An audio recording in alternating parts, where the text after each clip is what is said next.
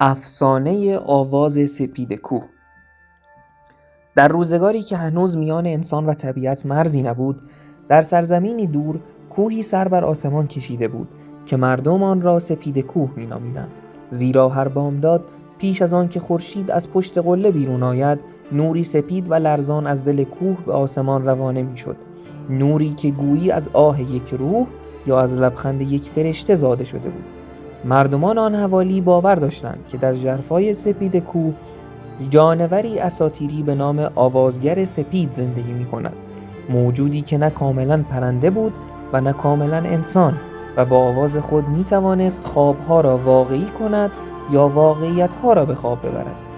آنان می گفتند اگر کسی صدای او را بشنود، تقدیرش برای همیشه دگرگون خواهد شد، یا به بالاترین افتخار دست می یابد یا در تاریکترین مسیر سرنوشت گم می شود. برای شنیدن ادامه داستان لطفاً چنل ما رو سابسکرایب کنید.